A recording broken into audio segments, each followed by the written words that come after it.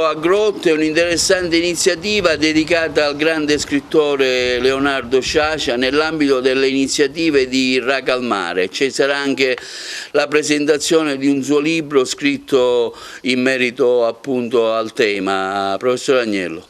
Sì, giorno 12 noi abbiamo raccolto assieme alla Proloco di Grotte presieduta da Filippo Vitello, abbiamo raccolto tutte o parte delle fotografie che sono state scattate durante i 5 anni della presidenza di Leonardo Sciascia del premio Racalmare. Erano documenti importantissimi che si stavano perdendo, perché a Grotte è venuto tramite Sciascia, tramite Consolo, tramite Bufalino la più grande cultura di fine Novecento. E allora abbiamo raccolto 30 scatti di Leone, di Scianna, di Pitrone, e abbiamo fatto una mostra che si aprirà alle ore 18 nell'atrio del Palazzo Comunale di Grotte. A seguire sarà presentato il mio libro La terrazza della noce, che racconta la mia avventura con Leonardo Sciascia.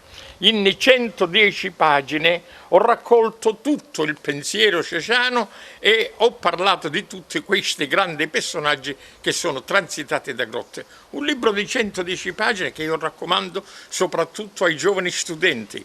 Voi nelle scuole non studiate la letteratura di fine Novecento perché non arrivate mai a concludere i programmi e arrivare a questo periodo storico della letteratura. Con questo libro potete avere contezza di quello che è avvenuto negli ultimi decenni del Novecento nella letteratura siciliana. Quindi giorno 12 lunedì alle 18 io invito l'intelligenza agrigentina ad essere presente a Grotte per assistere a un avvenimento di grande rilevanza che la Proloco e il Comune di Grotte hanno organizzato con grande sforzo e grande sacrificio.